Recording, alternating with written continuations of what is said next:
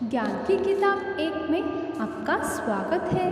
तो आज लेके आए हैं हरतालिका तीज की व्रत कथा। तो चलो देखते हैं।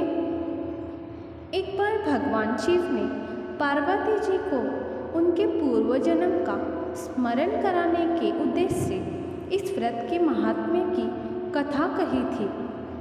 श्री भोले शंकर बोले, हे गौरी, पर्वतराज हिमालय पर स्थित गंगा के तट पर तुमने अपनी बाल्यावस्था में 12 वर्षों तक अधोमुखी होकर घोर तप किया था। इतनी अवधि तुमने अन्न न खाकर पेड़ों के सूखे पत्ते चबाकर व्यतीत किए। माघ की विकराल शीतलता में तुमने निरंतर जल में प्रवेश करके तप किया। वैशाख की जला देने वाली गर्मी में तुमने पंचाग्नि से शरीर को तपाया। श्रावण की मुसलधार वर्षा में खुले आसमान के नीचे बिना अन्न जल ग्रहण किए समय व्यतीत किया। तुम्हारे पिता तुम्हारे कष्ट साध्य तपस्या को देखकर बड़े दुखी होते थे। उन्हें बड़ा क्लेश होता था। तब एक दिन तुम्हारी तपस्या तथा पिता के क्लेश को देखकर नारद जी तुम्हारे घर पधारे। तुम्हारे पिता ने हृदय से अतिथि सत्कार करके उनके आने का कारण पूछा। नारद जी ने कहा, गिरिराज, मैं भगवान विष्णु के भेजने पर यहाँ उपस्थित हुआ हूँ। आपकी कन्या ने बड़े कठोर तप किया है। इससे प्रसन्न होकर वे आपके सुपुत्री से विवाह करना चाहते हैं। इस संदर्भ में आपकी राय जानना चाहता हूँ। नारद जी की बात सुनकर गिरिराज गद्द हो उठे। उनके तो जैसे सारे क्लेश ही दूर हो गए। प्रसन्नचित्त होकर वे बोले, श्रीमान, यदि स्वयं विष्णु मेरी कन्या का वर्णन करना चाहते हैं तो भला मुझे क्या आपत्ति हो सकती है। वे तो साक्षात ब्रह्म है। हे महर्षि, यह तो हर पिता की इच्छा होती है कि उसकी पुत्री सुख संपदा से युक्त पति के घर की लक्ष्मी बने। पिता की सार्थकता इसी में है कि पति के घर जाकर उसकी पुत्री पिता के घर से अधिक सुखी रहे। तुम्हारे पिता की स्वीकृति पाकर नारद जी विष्णु के पास गए और उनसे तुम्हारे ब्याह के निश्चित होने का समाचार सुनाया। मगर इस विवाह संबंधी की बात जब तुम्हारे कान में पड़ी तो तुम्हारे दुख का ठिकाना न रहा। तुम्हारी एक सखी ने तुम्हारी इस मानसिक दशा को समझ लिया और उसने तुमसे उस विक्षिप्तता का कारण जानना चाहा। तब तुमने बताया, मैंने सच्चे हृदय से भगवान शिव शंकर का वरण किया है, किंतु मेरे पिता ने मेरा विवाह विष्णु जी से निश्चित कर दिया। मैं विचित्र धर्म संकट में हूँ, अब क्या करूँ। प्राण छोड़ देने के अतिरिक्त अब कोई भी उपाय शेष नहीं बचा है। तुम्हारी सखी बड़ी ही समझदार और सूझबूझ वाली थी। उसने कहा, सखी, प्राण त्यागने का इसमें कारण ही क्या है। संकट के मौके पर धैर्य से काम लेना चाहिए।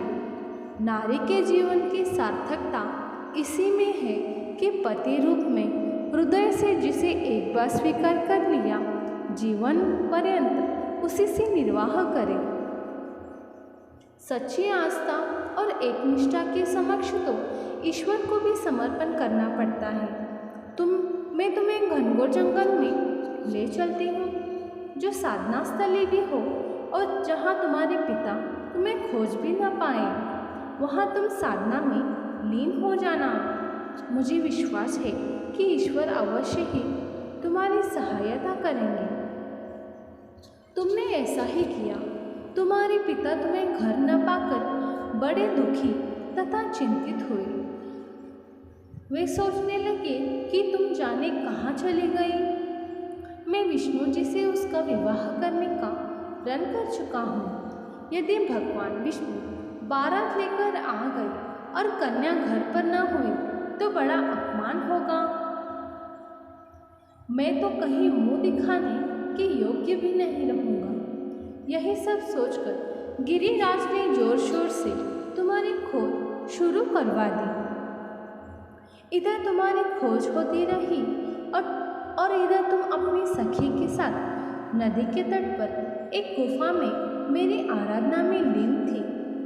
भाद्रपद शुक्ल तृतीया को हस्त नक्षत्र था।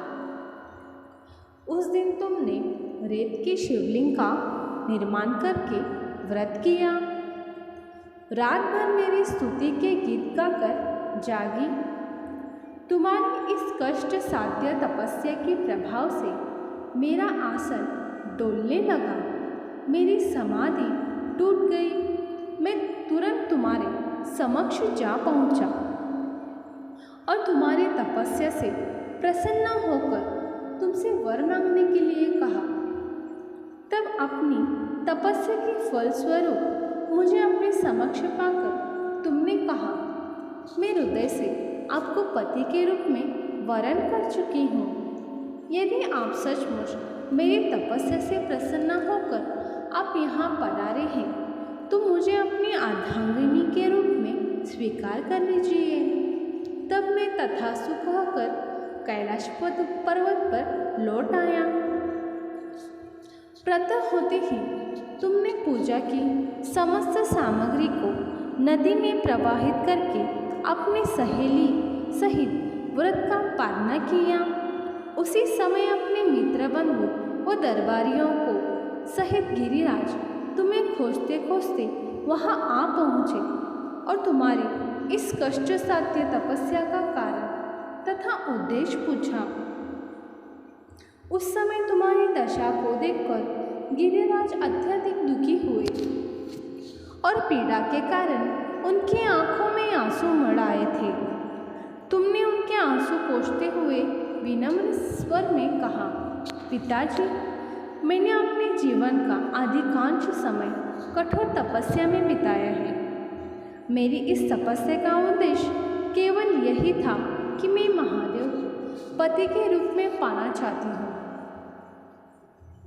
आज मैं अपनी तपस्या की कसौटी पर खरी उतर चुकी हूँ। आप क्योंकि विष्णु जी से मेरा विवाह करने का निर्णय ले चुके थे, इसीलिए मैं अपने आराध्य की खोज में घर छोड़कर चली आई। अब मैं आपके साथ इसी शर्त पर जाऊंगी कि आप मेरा विवाह विष्णु जी से न करके महादेव जी से करेंगे। गिरिराज मान गए और तुम्हें घर ले आए। कुछ समय के पश्चात शास्त्रोक्त विधान पूर्वक उन्होंने हम दोनों का विवाह सूत्र में बांध दिया। हे पार्वती, भाद्रपद की शुक्ल तृतीया को तुमने मेरी आराधना करके जो व्रत किया था, उसी के फलस्वरूप मेरा तुमसे विवाह हो सका। इसका महत्व यह है कि मैं इस व्रत को करने वाली कुंवारियों को मनोवांछित फल देता हूँ। इसीलिए सौभाग्य की इच्छा करने वाली प्रत्येक युवती को यह व्रत की एक निष्ठा तथा आस्था से करना चाहिए। तो ऐसे ही तप करके पार्वती जी ने शिव जी को पा लिया। तो ऐसे ही वीडियो पाने के लिए ज्ञान की किताब 1 को लाइक करें, शेयर करें, कमेंट करें और सब्सक्राइब करें। धन्यवाद।